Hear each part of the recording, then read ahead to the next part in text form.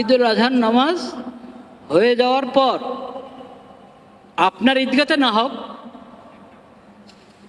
আপনার ঈদগাতে না হলো কিন্তু অন্য ঈদগাতে নামাজ হয়েছে, ঈদের নামাজ হয়ে গেছে, সবচেয়ে ভালো তো হলো আপনি যে ঈদগাতে নামাজ পড়বেন, যেখানে নামাজ পড়বেন, আপনার নামাজ পড়ে গিয়ে আপনার কোরবানি করেন। কিন্তু আপনি হয়তো এমন ঈদগাতে পড়ছেন যেখানে একটু দেরিতে নামাজ হচ্ছে, এর আগে বিভিন্ন ঈদগাতে নামাজ হয়ে গেছে, ঈদের নামাজ হয়ে গেছে, তা আপনার অনুপস্থিতিতে আপনার ছেলে কোরবানি করে দিল, এটা হয়ে যাবে, অসুবিধা নেই। কিন্তু যেহেতু নামাজ হয়ে গেছে, ঈদের নামাজ হওয়ার পর কোরবানি হলে নবী করিম সাল্লাল্লাহু আলাইহি ওয়াসাল্লাম বলেছেন ফাযালিকা নুসুকুন, এটা হলো কোরবানি। আর যদি আগেই কেউ জবা করে ফেললো, এত দেরি কে করে? নবী করিম সাল্লাল্লাহু আলাইহি ওয়াসাল্লাম বলেছেন এটার দ্বারা নুসুক, কোরবানি আদায় হবে না। এটা হলো লাহমুন কদ্দামাহু লিআহলিহি লাহমু শাতিন, এটা গোশত, গোশত খাওয়ার ফায়দা পাবে তুমি, কোরবানির সওয়াব পাবে না, এতে কোরবানির জিম্মাদারি আদায় হবে না। এটা এগুলো থেকে হলো আমরা আমাদের সবক গ্রহণ করতে হবে নিজের জিন্দেগির জন্য, যে কোনো কাজ নিজের মন মতে করলেই এটা ইবাদত হয় না। ইবাদত হবে আল্লাহ রাব্বুল আলামিন যেভাবে বিধান দিয়েছেন, নবী করিম সাল্লাল্লাহু আলাইহি সাল্লাম যে বিধান আমাদেরকে দেখিয়ে দিয়েছেন, শিখিয়ে দিয়েছেন, ওই তরিকা মতে, ওই বিধান মতে যদি হয় আমলটা, তাহলে ওটা ইবাদত, আল্লাহর কাছে কবুল হবে, নতুবা কবুল হবে না। নাহমাদুহু ওয়া নাস্তাঈনুহু ওয়া নাস্তাগফিরুহু ওয়া নু'মিনু বিহি ওয়া নাতাওয়াক্কালু আলাইহি ওয়া নাউযু বিল্লাহি মিন শুরুরি আনফুসিনা ওয়া মিন সাইয়্যাতি আ'মালিনা। মান ইয়াহদিহিল্লাহু ফালা মুদিল্লা লাহু ওয়া মান ইউদ্লিল ফালা হাদিয়া লাহু। وأشهد أن لا إله إلا الله وحده لا شريك له وأشهد أن محمدا عبده ورسوله. اللهم صل على سيدنا ومولانا محمد النبي الأمي وعلى آله وصحبه وسلم تسليما. أما بعد فأعوذ بالله من الشيطان الرجيم. بسم الله الرحمن الرحيم. قل إنني هداني ربي إلى صراط مستقيم دينا قيما ملة إبراهيم حنيفا وما كان من المشركين. قل إن صلاتي ونسكي ومحياي ومماتي لله رب العالمين لا شريك له وبذلك أمرت وأنا أول المسلمين. صدق الله مولانا العظيم وصدق رسوله النبي الكريم. الله رب العالمين আমাদের জন্য, আল্লাহর বান্দাদের জন্য আল্লাহর নৈকট্য অর্জনের অনেক রাস্তা খুলে দিয়েছে। প্রতিটা নেক আমল আল্লাহর নৈকট্য অর্জনের রাস্তা।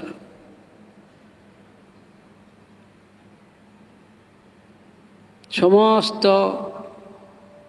অপরাধ,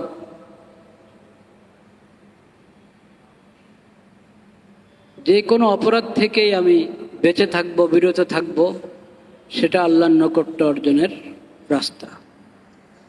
প্রতিটা নেক আমল আল্লাহর নৈকট্য অর্জনের রাস্তা, এবং সমস্ত গুনাহ ত্যাগ করা, প্রতিটি গুনাহ যেটা থেকে আমি বেঁচে থাকতে পারলাম, বাঁচার চেষ্টা করলাম, সেটাই আল্লাহর নৈকট্য অর্জনের সূত্র।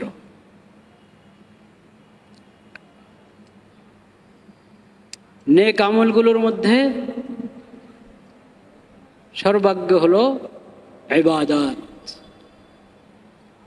ইবাদত শ্রেণীর যত নেক আমল সব আল্লাহর নৈকট্য অর্জনের সবচেয়ে বড় মাধ্যম।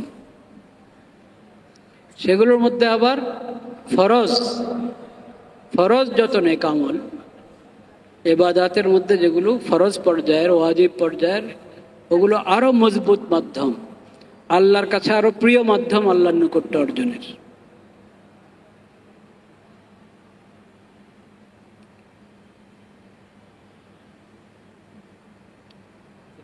সেই এবাদত শ্রেণীর যেসব নেক আমল, ওগুলোর গুরুত্বপূর্ণ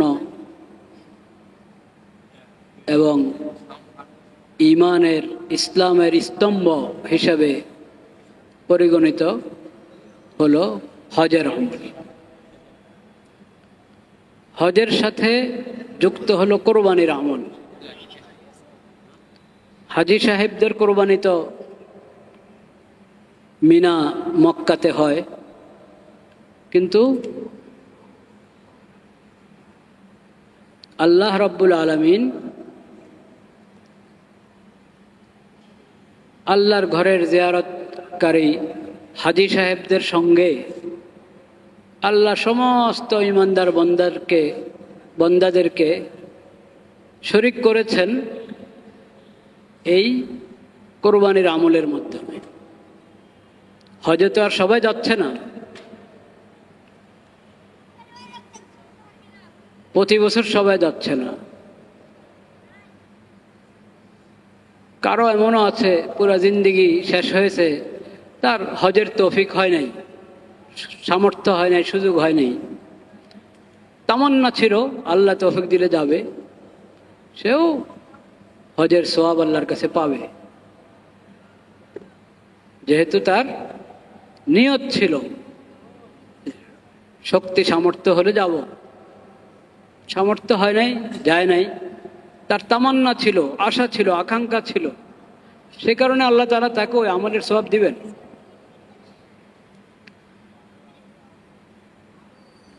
যাই হোক, তো যাদের হজের তৌফিক হয়েছে তারা তো আর প্রতি বছর যাচ্ছেন না। সামনে যাদের তৌফিক হবে তারাও প্রতি বছর যাচ্ছেন না। কিন্তু কোরবানির আমলটা এমন যে এর মাধ্যমে প্রত্যেক ইবাদতের মধ্যে, আমলের মধ্যে তো অনেক তাৎপর্য থাকে, অনেক হিকমত থাকে, আল্লাহ ভালো জানেন। একটা তাৎপর্য, একটা হিকমা কোরবানির আমলের মধ্যে এটাও হতে পারে যে আল্লাহ রাব্বুল আলামিনের মাধ্যমে আল্লাহ সব ঈমানদার বান্দাদেরকে হাজী সাহেবদের সঙ্গে শরীক করে নিলেন। হাজী সাহেবরাও দরজুল হজে কোরবানি করছেন, আল্লাহর ঈমানদার বান্দারা প্রত্যেকে যার যার জায়গায় তাদের নতুন চাঁদ হিসাবে তারাও দরজুল হজে কোরবানি করছে, 10, 11, 12।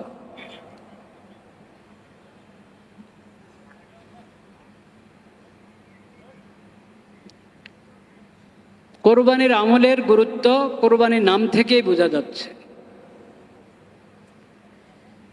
আমি বলেছিলাম হয়তো যে এটা আরবি কোরবান শব্দ থেকে কোরবানি আমরা বলি, কোরবান আরবিতে শব্দটা হলো কোরবান। ফার্সিতে, উর্দুতে, বাংলায় আমরা বলি কোরবানি। এরপরে আবার ফার্সি, উর্দু এবং বাংলায় কোরবানি শব্দের ভিন্ন আরেকটা অর্থ আছে, সেটা হলো ত্যাগ। ত্যাগ তিতিক্ষার অর্থ কোরবানি শব্দ ব্যবহার হয়। কিন্তু দরজুল হজের যে কোরবানির আমল, আল্লাহর নৈকট্য অর্জনের জন্য, আল্লাহকে খুশি করার জন্য, আল্লাহর দেওয়া রিজিক, হালাল পশু নির্ধারিত, সব হালাল পশু না, হরিণ দিয়ে কোরবানি করলে কোরবানি হবে না।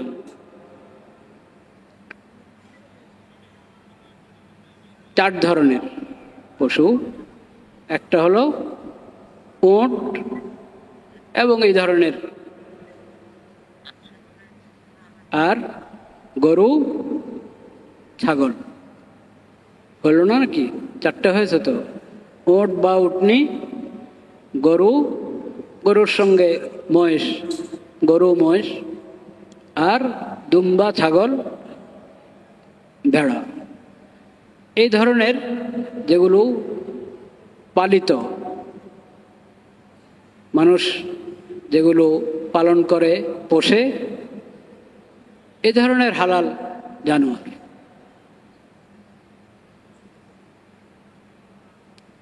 হালাল জন্তু দিয়ে কোরবানি করা, তো এটা আল্লাহর দেওয়া রিজিক। এই পশুগুলো আল্লাহর দেওয়া রিজিক থেকে আল্লাহর তৌফিকে আল্লাহর দরবারে আমরা জবাইয়ের মাধ্যমে পেশ করলাম। এই যে কোরবানির আমল, এটাকে যে কোরবানি বলা হয়, এই কোরবান শব্দের অর্থ হলো নৈকট্য অর্জন। নৈকট্য অর্জনের বিশেষ আমল, যে কোনো নেক আমলের দ্বারাই আল্লাহর নৈকট্য অর্জন করা যায়। কিন্তু জুলহজের 10, 11, 12 এই 3 তারিখে যার সামর্থ্য আছে সে পশু কোরবানির মাধ্যমে আল্লাহর নৈকট্য অর্জন করবে। এটা হলো আল্লাহর বিধান। ফাসাল্লি লিরাব্বিকা ওয়ানহার, তোমার রবের জন্য সালাত আদায় করো, ওয়ানহার এবং কোরবানি করো। সালাত আদায়, এক তো 5 ওয়াক্ত ফরজ নামাজ আমরা আদায় করছি, কিন্তু ঈদের দিন, ঈদুল আজহার দিন বিশেষভাবে 2 রাকাত নামাজ আদায় করা হচ্ছে। ওই নামাজের পরে হলো কোরবানি করবে, নামাজের আগে না। নবী করিম সাল্লাল্লাহু আলাইহি সাল্লাম বলেছেন,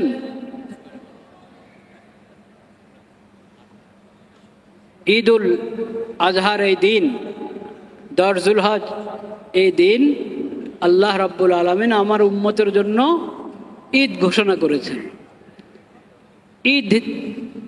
ঈদ বানিয়েছেন এই দিনকে আমার উম্মতের জন্য। এই দিনের আমল হলো প্রথমে নামাজ, তারপরে কোরবানি। যদি নামাজ হওয়ার আগে, ঈদের নামাজ হওয়ার আগেই যদি কেউ কোরবানির পশু জবাই করলো, নবী করিম সাল্লাল্লাহু আলাইহি সাল্লাম বলেছেন, ফাইন্নাহু লাহমু শাতিন কদ্দামাহু লিআহলি, এটা কোরবানি হবে না, এটা কোরবানি হবে না, এটা হবে গরুর একটা জন্তু, গোশতের একটা জন্তু, গোশত পাবে তুমি। গরু জবা করলা গরুর গোশত পাবে, ছাগল জবা করলা ছাগলের গোশত পাবে।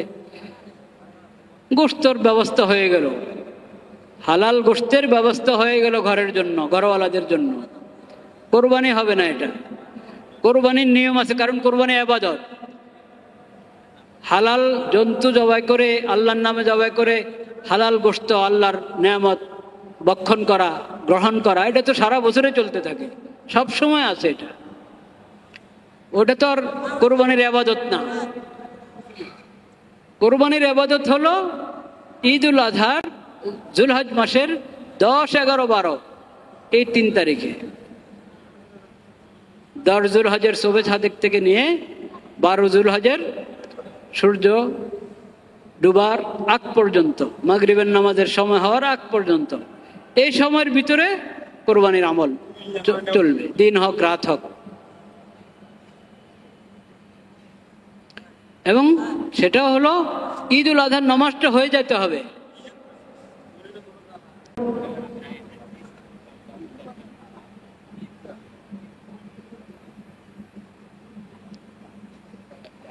লা ইলাহা ইল্লাল্লাহ। কোরবানির শিক্ষা কি, এই বিষয়ে আলোচনা হয়েছে।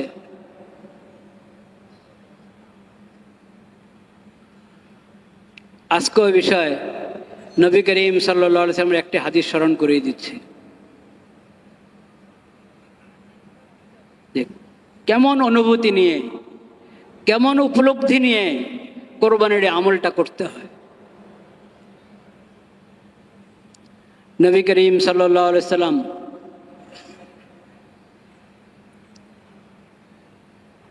একবারের কোরবানির ঘটনা, দুম্বা দিয়ে কোরবানি করলেন।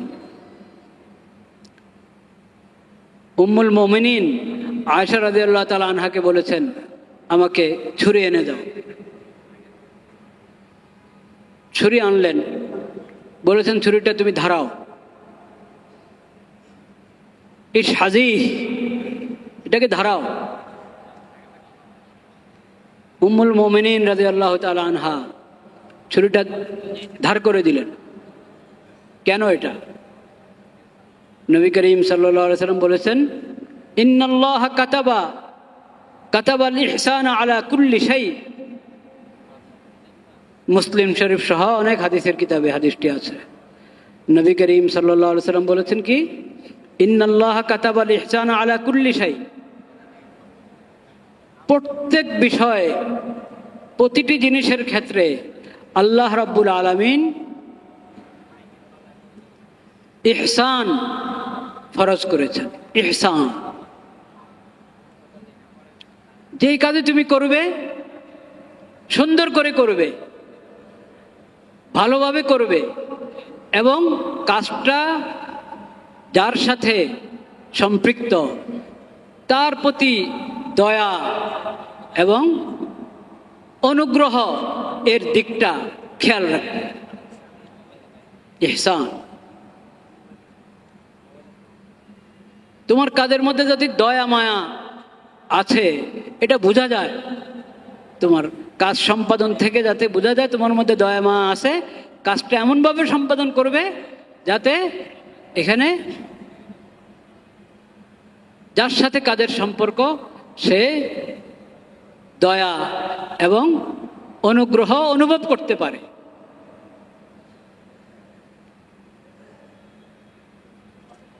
এমনি তো ইহসান, দয়া করা, সব আল্লাহ সব মাখলুকের প্রতি দয়াবান হওয়া, দয়া করা, মায়া করা, এটা ইমানি সিফত, অনেক বড় ইমানি সিফত।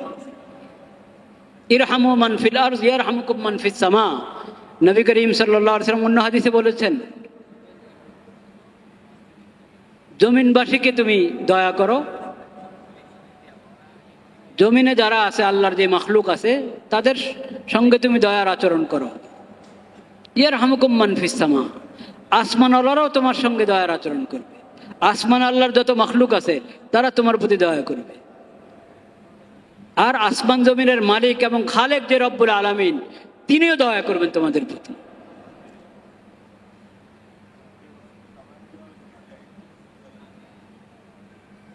তো নবী করিম সাল্লাল্লাহু আলাইহি ওয়াসাল্লাম বলেছেন, কাতাবাল ইহসান আলা কুল্লি শাই। আল্লাহ ইহসান ধার্য করে দিয়েছেন, তাকিদ করেছেন ইহসান করতে প্রত্যেক বিষয়ে। ফাইদা যাবাহাতুম ফাআহসিনুজ যিবহা, যখন জবাই করবে, কোনো পশু জবাই করছো, একটা মোরগ জবাই করছেন, একটা ছাগল জবাই করছেন, গরু জবাই, যেই একটা পাখি জবাই করছেন, জবাই যখন করবে ফাআহসিনুজ যিবহা, সুন্দর করে জবাই করো, এমনভাবে জবাই করো যাতে ওই পাখির, ওই পশুর কি না হয়, বেশি কষ্ট না হয়। তো যদি ছুরিটা ধারানো না হয় তো অনেকক্ষণ পর্যন্ত হাত চালাতে থাকবে, কষ্ট হবে কি হবে না? কষ্ট হবে। এরকম করো না, ধার করে নাও, অল্পতেই জবাটা হয়ে যাবে, তাহলে কষ্ট কম পাবে।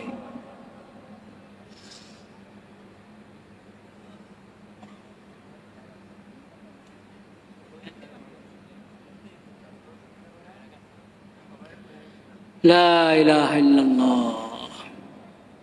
এরপরে অতিরিক্ত 4টা রগ কাটা যাবে, 4টা রগ, কিন্তু এরপরও চালাচ্ছে ছুরি। হ্যাঁ, করে কি করেন এরকম, মানে জবাই হয়ে গেছে তারপরও ছুরি চালাচ্ছে, আবার একবারই ছুরির আগা দিয়ে এই আঘাত করে, অন্যায়, অন্যায় এটা।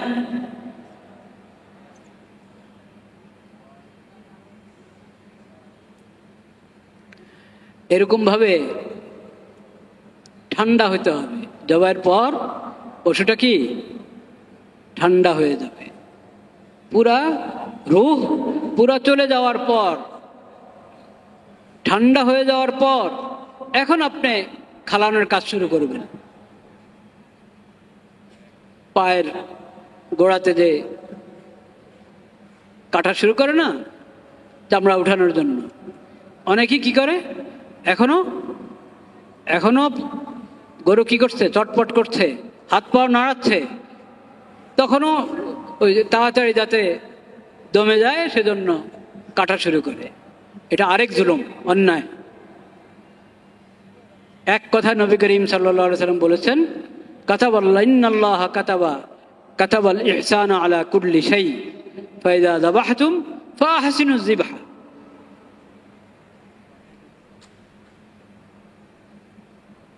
লা ইলাহা ইল্লাল্লাহ। তো যে হাদিস শোনাচ্ছিলাম, উম্মুল মুমিনিন আয়েশা রাদিয়াল্লাহু তাআলা আনহাকে নবী করিম সাল্লাল্লাহু আলাইহি ওয়াসাল্লাম বলেছেন, কি করো, ধার করো, ছুরিটা ধারাও। ধার করে দিলেন, নবী করিম সাল্লাল্লাহু আলাইহি ওয়াসাল্লাম জবাই করলেন। কি পড়ে, ওই যে দোয়া পড়লেন, আগের জুমায় বলেছিলাম, ইন্না সলাতি আল্লাহুম্মা ইন্নী ওয়াজ্জাহতু ওয়াজহিয়া লিল্লাযী ফাতারাস সামাওয়াতি ইন্নী ওয়াজ্জাহতু ওয়াজহিয়া লিল্লাযী ফাতারাস সামাওয়াতি ওয়াল আরদা হানিফা ওয়া মা আনা মিনাল মুশরিকিন। আর পড়লেন, ইন্না সলাতি ওয়া নুসুকি ওয়া মাহইয়ায়া ওয়া মামাতি লিল্লাহি রাব্বিল আলামিন লা শারীকা লাহু ওয়া বিযালিকা উমিরতু আনা আউয়ালুল মুসলিমিন। কোরআনের দুই আয়াত, এটা দুটোটা দোয়াও বটে। পড়ে নবী করিম সাল্লাল্লাহু আলাইহি ওয়াসাল্লাম বিসমিল্লাহ আল্লাহু আকবার আল্লাহুম্মা লাকা ওয়া মিনকা, বিসমিল্লাহ আল্লাহু আকবার পড়ে জবাই করলেন। এরপর বললেন আল্লাহুম্মা লাকা আল্লাহুম্মা মিনকা ওয়া লাকা, আল্লাহ এই নেয়ামত তো আপনার দেওয়া, আমিও আপনার সৃষ্টি, এই পশু তো আমার না, আমি এটার লালন পালন করেছি, খরিদ করে এনেছি, কিন্তু আসলে এই পশু কার সৃষ্টি? আল্লাহর সৃষ্টি। এই পশুকে হায়াত দান করেছেন কে? আল্লাহ তাআলা। আর আমার কবজা আসলো কার রহমতে, কার দয়ায়? আল্লাহর দয়ায়। আল্লাহুম্মা মিনকা, আল্লাহ এটা আপনার পক্ষ থেকে, আপনার দান, আপনার মেহেরবানি। ওয়ালাকা, আমি আপনার দরবারে পেশ করলাম, আমি আপনার দরবারে পেশ করলাম, আপনার জিনিসটাই আপনার দরবারে পেশ করলাম। ইয়া আল্লাহ, আপনি মেহেরবানি করে কবুল করেন, আপনি মেহেরবানি করে কবুল করেন। কোন এক কোরবানিতে নবী করিম সাল্লাল্লাহু আলাইহি ওয়াসাল্লাম এমনও বলেছেন, আল্লাহুম্মা তাকাব্বাল মিন্নি ওয়া মিন আলি মুহাম্মদ ওয়া মিন উম্মতি মুহাম্মদ সাল্লাল্লাহু আলাইহি ওয়াসাল্লাম। আল্লাহ, আপনি এই কোরবানি আমার পক্ষ থেকে কবুল করেন, মুহাম্মদের পরিবারের পক্ষ থেকে কবুল করেন, মুহাম্মদের উম্মতের পক্ষ থেকে কবুল করেন। বলেন না আলহামদুলিল্লাহ।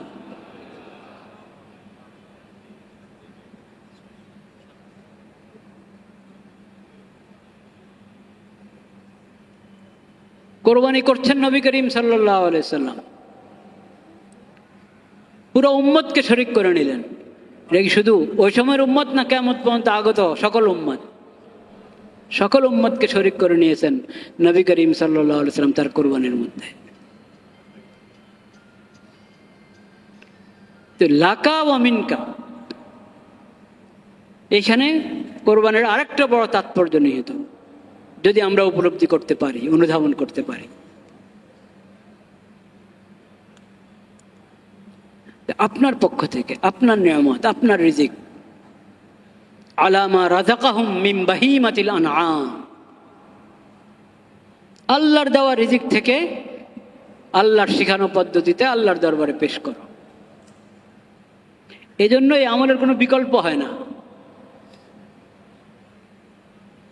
বুদ্ধিজীবীরা কোরবানির আমলের বিকল্প খোঁজে, ইবাদতের কোনো কি হয় না, বিকল্প হয় না, কোরবানির কোনো বিকল্প নেই। আপনি 10 গরুর মূল্য সদকা করে দিলেন, গরিব মিসকিনকে দান করে দিলেন 10 গরুর। এখন তো কোটি টাকার গরু আছে নাকি, কোটি টাকার হক বা কোটি টাকার বানানো হয়েছে, যেভাবে হোক। তো কোটি টাকার দামের 10 গরু, কোটি কোটি টাকার দামের 10 ওঁট 100 ওঁট এর মূল্য আপনি সদকা করে দিলেন, কোটি কোটি টাকা সদকা করে দিলেন 10 তারিখে, 11 তারিখে, 12 তারিখে যুলহজের। কিন্তু বিসমিল্লাহি আল্লাহু আকবার বলে পশু জবাই করলেন না কোরবানির নিয়তে, তাহলে কোরবানি আবাদত আপনার আদায় হয়নি, কোরবানির আবাদত আদায় হবে না। কোরবানির আবাদতের জন্য কোরবানি করতে হবে।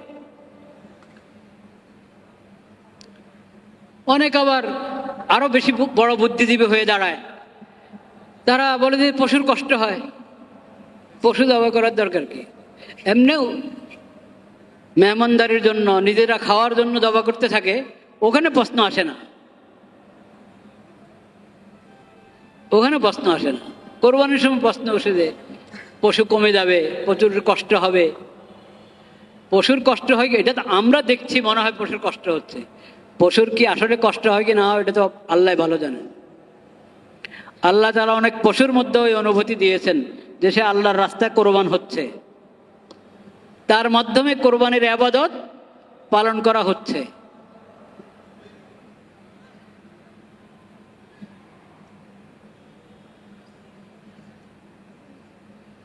যে আল্লাহর রাস্তায় শহীদ হয়, যে আল্লাহর রাস্তায় শহীদ, আমার ধারণা কি সে কষ্ট পাচ্ছে না, মেরে ফেলছে। দেখেন না গাজাতে, গাজাতে কি নিধন বন্ধ হয়েছে না আরো বেড়ে চলেছে? সবাই খামোশ, সবাই খামোশ, তামাশা দেখছে মনে হচ্ছে, ভাবে মনে হয় যেন তামাশা দেখছে। মধ্যপ্রাচ্যের দেশগুলো আমেরিকার সাথে কত চুক্তি করলো, কিন্তু গাজার বিষয়ে কোনো কথা নেই।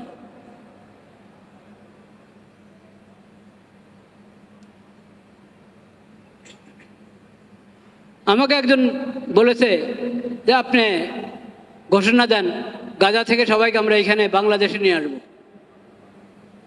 শিশুদের কাফিল হয়ে যাবে, এতিমদের কাফিল হয়ে যাবে। অবশ্যই এই দেশের মানুষ প্রস্তুত আছে এটার জন্য, ঠিক না ঠিক? প্রস্তুত আছে, কিন্তু তারা আসবে? কখনো আসবে না। তারা আল্লাহর দেওয়া ভূমি ত্যাগ করবে না। আল্লাহর জন্য তারা শহীদ হয়ে যেতে পারে, কিন্তু আল্লাহর দেওয়া এই পবিত্র ভূমি তারা কি করবে না, ত্যাগ করবে না।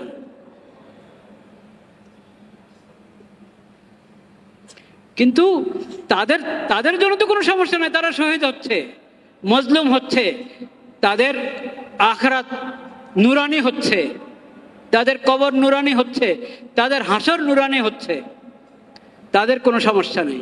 সমস্যা হলো পুরা মুসলিম বিশ্বের যারা তামাশা দেখছে বসে বসে, মুসলিম বিশ্বের সরকারগুলোর, যাদের কোনো টনক নড়া দূরের কথা, তাদের মনে হয় কোনো অনুভূতি নেই, তাদের ইমানি গায়রত্ব অনেক দূরের কথা, মানবতা বোধে তাদের মরে গেছে।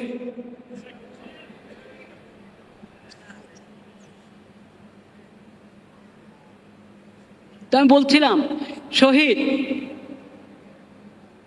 শহীদের জন্য কোনো সমস্যা নাই, যে তাকে শহীদ করছে সে হলো জাহান্নামী। সে কি জাহান্নামী? যে আল্লাহ রাস্তায় শহীদ হয়ে যাচ্ছে সে তো জান্নাতি, এবং শাহাদাতটা তার জন্য রহমত।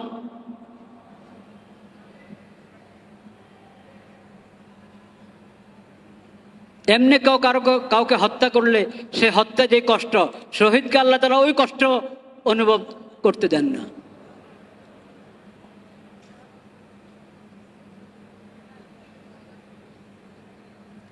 তো তোমরা যদি বুদ্ধি খাটাও আল্লাহর বিধানের বিরুদ্ধে, আল্লাহর বিধানের মোকাবেলায় বুদ্ধি খাটাও যে পশুর কষ্ট হচ্ছে, কষ্ট হচ্ছে কি হচ্ছে না তুমি কি জানো?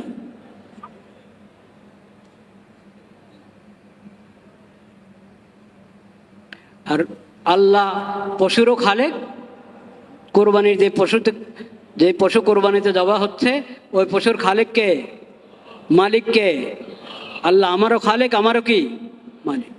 আল্লাহ আমাকে হুকুম করেছেন, আমি আল্লাহর হুকুম পালন করছি। এটা হলো মুমিনের দেখার বিষয়,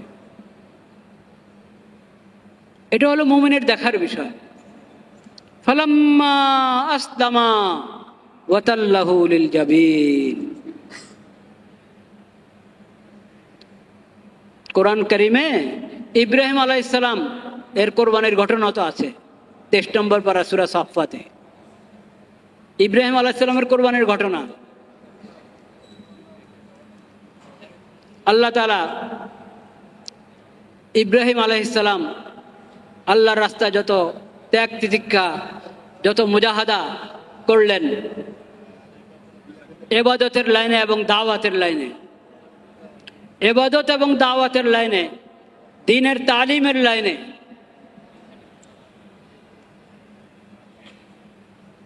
ইব্রাহিম আলাইহিস সালাম যত মুজাহাদা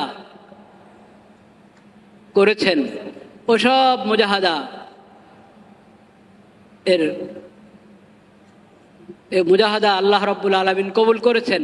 আল্লাহ খুশি হয়ে সুসংবাদ দিলেন ইব্রাহিম আলাইহিস সালামকে, ফাবাশশারনাহু বিগুলামিন হালিম। সন্তান হচ্ছিল না, এমন বয়সে পৌঁছে গেছেন উনি, ওনার স্ত্রী, এখন আর স্বাভাবিকভাবে সন্তানের কোনো কি নাই, আশাও নেই। স্বাভাবিকভাবে আল্লাহর রহমত থেকে নৈরাশ হওয়ার কোনো অবকাশ নেই, কিন্তু স্বাভাবিক যেই দুনিয়ার নিজাম আল্লাহ করেছেন ওইভাবে আর আশা হয় না। ওই সময় আল্লাহ তাআলা খোঁজখবর দিয়েছেন যে আল্লাহ তাআলা তাকে সন্তান দান করবেন, সহনশীল সন্তান, বিগুলামিন হালিম। ফালাম্মা বালাগা মাআহু সায়া, ও সন্তান হলো, সন্তানের এই পরিমাণ বয়স হয়েছে যে এখন বাবার সঙ্গে চলতে পারে, বাবার কাজে সহযোগিতা করতে পারে। ওই বয়সে পৌঁছার পর যখন সন্তানের প্রতি মহব্বত আরো বেড়ে যায়, হ্যাঁ, ওই বয়সে আল্লাহ তাআলা পরীক্ষা নিয়েছেন ইব্রাহিম আলাইহিস সালামের। স্বপ্নে দেখেছেন সন্তানকে কি করছেন? জবাই করছেন। নবীদের ওহী কি হয়? নবীদের স্বপ্ন কি হয়? ওহী। বলেন নবীদের স্বপ্ন কি? নবী ছাড়া আর কারো স্বপ্ন দলিল নয়। নবী ছাড়া আর কারো স্বপ্ন কি নয়? দলিল নয়। নবীদের স্বপ্ন এটা ওহী এবং শরীয়তের দলিল। তো উনি যখন স্বপ্ন দেখেছেন সন্তানকে জবাই করার, এই স্বপ্নের তাবির উনি এটাই বুঝেছেন যে তার ছেলে ইসমাইলকে কি করবেন? আল্লাহর জন্য আল্লাহর হুকুমে জবাই করতে হবে। ছেলেকে বললেন, ইয়া বুনাইয়া ইন্নী আরা ফিল মানামি আন্নী আযবাহুক ফানজুর মাযা তারা।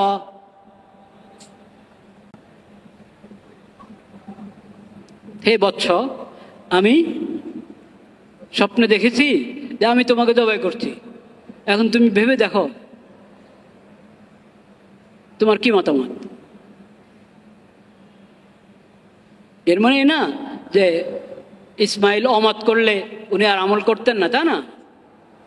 এটা আমল করার সহজ পদ্ধতি। এটা যার সঙ্গে সম্পৃক্ত তাকে আগে থেকে বলে নিল, আর তারও একটা পরীক্ষা হয়ে গেল। কি বলেছেন ইসমাইল? ইয়া আবাতি ফাআল মা তুমার, ইয়া আবাতি ফাআল মা তুমার। বাবা, আপনি যা আপনাকে নির্দেশ করা হয়েছে তা আপনি করেন। সাতাজিদুনি ইনশাআল্লাহু মিনাস সাবিরিন। আমাকে আপনি সবরকারীদের একজন পাবেন, সবরকারী পাবেন, ধৈর্যশীল পাবেন। আমাকে আপনাকে যা নির্দেশ করা হয়েছে আপনি তা করেন। ছেলেও জানে যে নবীর স্বপ্ন কি হয়, আল্লাহর পক্ষ থেকে নির্দেশ, নবী ছাড়া অন্য কেউ না। এখন যদি কোনো মানুষ স্বপ্নে দেখে, একবার না, দুইবার না, 3 বার, 10 বার, 12 বার স্বপ্নে দেখলো তার ছেলেকে সে জবাই করছে। জায়েজ হবে জবাই করা? হারাম। এরকম স্বপ্ন দেখলে আপনি কোরবানি করেন, ঈদুল আজহাতে ডবল কোরবানি করেন। করা জরুরি না, করলে করেন। এমনি আল্লাহর নামে পশু জবাই করে, বিসমিল্লাহ আল্লাহ করে হালাল পশু জবাই করে আল্লাহর বান্দাদের মেহমানদারি করেন, কিন্তু ছেলে জবাই করতে পারবেন না, হারাম। ওটা তো নবীর স্বপ্ন ছিল, নবীর স্বপ্ন আল্লাহর পক্ষ থেকে নির্দেশ। ওই ছেলে, উনি বলেছেন ইন্নি আরা, আমি তো স্বপ্নে দেখেছি। ছেলে বলছে তোমার, আপনাকে আল্লাহর পক্ষ থেকে যা নির্দেশ করা হয়েছে আপনি তা পালন করেন। সাতাজিদুনি ইনশাআল্লাহু মিনাস সাবিরিন, আপনি আমাকে ধৈর্যশীল পাবেন ইনশাআল্লাহ। ফালাম্মা আসলামা ওয়াতাল্লাহু লিল জাবিন। আসলামা, বাবা এবং সন্তান দুজন প্রস্তুত হয়ে গেলেন আল্লাহর বিধান পালন করার জন্য। দুজন আল্লাহর বিধানের সামনে আত্মসমর্পণ করলেন। ছেলেও জবা হতে প্রস্তুত, বাবাও তাকে জবা করতে প্রস্তুত। ফালাম্মা আসলামা, এবং কাত করে শোয়ালেন ইসমাইলকে, ইব্রাহিম আলাইহিস সালাম। ছুরি চালাবেন, তখন আল্লাহর পক্ষ থেকে আওয়াজ এসেছে, ওহী এসেছে, ওয়ানাদাইনাহু আন্না ইব্রাহিম قد صدقت الرؤيا إنا كذلك نجزي المحسنين। আল্লাহর পক্ষ থেকে আওয়াজ আসলো যে এটা তো পরীক্ষা, এটা তোমার জন্য একটা পরীক্ষা ছিল, তুমি পরীক্ষায় সফল হয়েছো, প্রস্তুত হয়ে গেছো তুমি, তোমার ছেলেও প্রস্তুত হয়েছে জবা হতে, তুমি জবা করতে প্রস্তুত হয়ে গেছো। এটা তোমাদের জন্য ইন্না হাযা লাহুয়াল বালাউল মুবিন, এটা পরীক্ষা ছিল, তুমি পরীক্ষায় সফল হয়েছো, তুমি তোমার স্বপ্ন সত্য করে দেখিয়েছ। কি অর্থ? অর্থাৎ আমি সন্তুষ্ট, আমি কি সন্তুষ্ট, তোমাকে যা বলা হয়েছে, এত কঠিন পরীক্ষা, তারপরও তুমি আমল করতে প্রস্তুত হয়ে গেছো, আমি এতে সন্তুষ্ট। কিন্তু সন্তানকে জবাই করতে হবে না, সন্তানের জায়গায় জবাই করার জন্য আল্লাহ তাআলা পাঠিয়ে দিলেন বেহেশত থেকে দুম্বা পাঠিয়ে দিলেন আল্লাহ তাআলা। সেই দুম্বা ইসমাইলের জায়গায় কি হয়েছে? জবা করা হয়েছে। ওয়াফাদাইনাহু বিযিবহিন আযীম, মহান কুরবানির জানোয়ার জবাই করার জন্য আল্লাহ তাআলা আসমান থেকে পাঠিয়ে, জান্নাত থেকে পাঠিয়ে দিলেন দুম্বা। ওই দুম্বা জবাই করা হয়েছে। সেই দুম্বার শিং বাইতুল্লাহতে লাগানো ছিল অনেক বছর পর্যন্ত, আমাদের নবীজির জামানা পর্যন্ত ছিল। নবীজির ইন্তেকালের পরে কোনো এক সময় একটু বাইতুল্লাহর মসজিদে হারামের ওখানে আগুন লেগেছিল, সেই দুর্ঘটনায় ওই শিংটাও পড়া গেছে। নতুবা ওই শিং, ওই দুম্বার শিং যেটা ইসমাইল আলাইহিস সালামের জায়গায় বদলায় আল্লাহ তাআলা পাঠিয়েছেন সন্তানের বদলে, যেই কোরবানি হয়েছে দুম্বা, সেই দুম্বার শিং বাইতুল্লাহতে ছিল বছরকে বছর, শত শত বছর, বরং হাজার হাজার বছর। এটা হলো কোরবানি। তাইলে আরেক শিক্ষা কি পেলাম, যেটা আগেও আমরা আলোচনা করেছি, আসলামা, আল্লাহর বিধানের সামনে কি আত্মসমর্পণ। কঠিন থেকে কঠিন বিধান, সন্তানকে জবাই করে দেওয়া। এমন সন্তান 80-90 বছর পরে যে সন্তান পেলেন, এবং এই বয়সে যে উঠতি বয়স, এখন বাপের সহযোগী হয়ে বাপের সাথে এদিকে যায় সেদিকে যায়, ওই বয়সে যখন দোনো দিক থেকে পুরো আকর্ষণ একজনের আরেকজনের প্রতি, ওই সময় আল্লাহর হুকুমের সাথে জবাই করে, প্রস্তুত জবাই করতে। আল্লাহ এই পরীক্ষা তো আর আমাদের থেকে নেন নাই, নিয়েছেন না, নেবেন কখনো? সন্তান জবাই করো, এই পরীক্ষা নেন নাই। কিন্তু আমাদের পরীক্ষা কি? আল্লাহর বিধান মেনে চলা, আর আল্লাহর বিধান মেনে চলা। সন্তানের বিষয়ে আল্লাহর পরীক্ষা আছে, সন্তানের বিষয়ে আল্লাহর কি আছে? পরীক্ষা আছে। বলেন তো কি পরীক্ষা সন্তানের বিষয়? সন্তানের বিষয়ে আল্লাহর পরীক্ষা নাই? হ্যাঁ, আছে। ইন্নি নাযারতু লির-রহমানি আলেম উম্মে, হ্যাঁ, নাযারতু লাকা মা ফি বাতনি মুহাররার।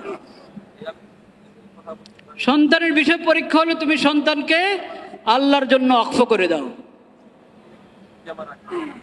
সন্তানের লালন পালন, সন্তানের ভবিষ্যৎ আল্লাহর বিধান মোতাবেক নির্ধারণ করো। এটা হলো সন্তানের ব্যাপারে পরীক্ষা। সন্তান কোরবান করতে হবে না, সন্তান আপনার।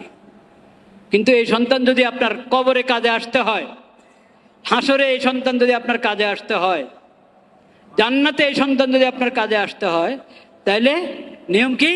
এই সন্তানকে আল্লাহর জন্য কি করে দিবেন? অক্ফ করে দিবেন। অক্ফ, আল্লাহর দ্বীনের জন্য অক্ফ করে দিবেন।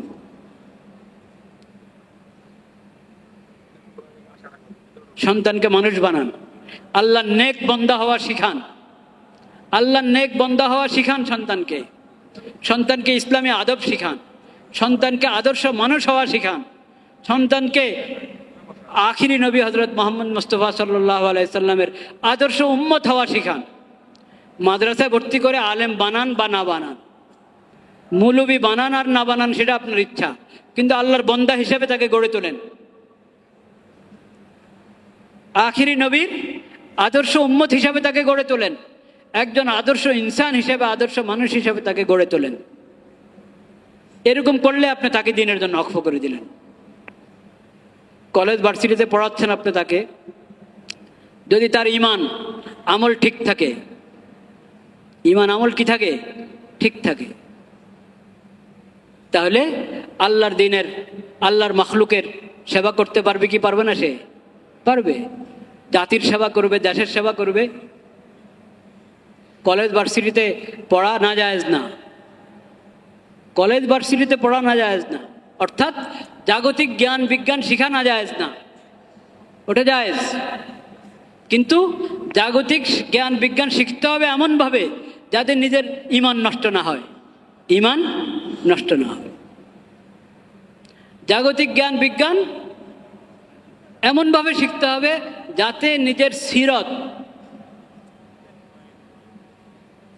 নষ্ট না হয়, আখলাক নষ্ট না হয়, চরিত্র নষ্ট না হয়।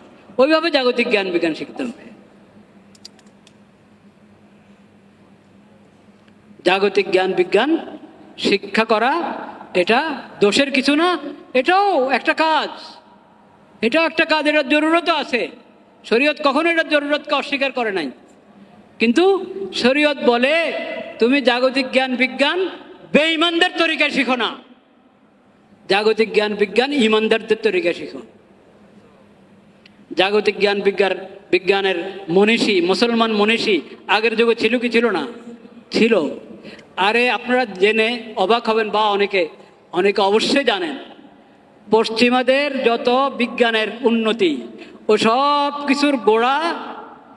কিছুর গোড়াতে হলো মুসলিম মনীষীদের অবদান। বলেন সুবহানাল্লাহ।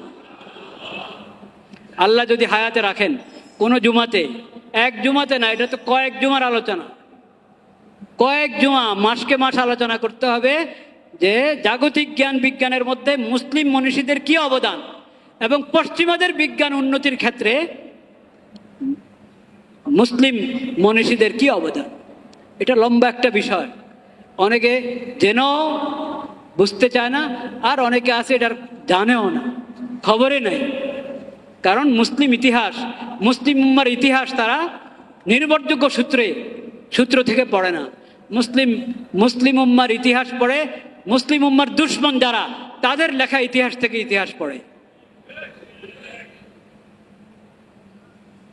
ভাইরা আমার, কোরবানের আরেকটা শিক্ষা বললাম, ফালাম্মা আসলামা ওয়াতাল্লাহু লিল জাবিন। আপনি নিজে এবং সন্তানকে আল্লাহর জন্য অক্ফ করে দেন, আল্লাহর জন্য অক্ফ করে দেন। কিভাবে অক্ফ করতে হবে সংক্ষেপে আজকে বলছি, বিস্তারিত আল্লাহ হায়াত রাখলে পরে বলবো ইনশাআল্লাহ। অক্ফ করতে হবে আমি আল্লাহর বিধান মতে চলবো, আমার সন্তানও আল্লাহর বিধান মতে কি চলবে। আল্লাহ তাআলা সেই তৌফিক আমাদেরকে দান করেন। ওয়া আখিরু দাওয়ানা আলহামদুলিল্লাহি রাব্বিল আলামিন।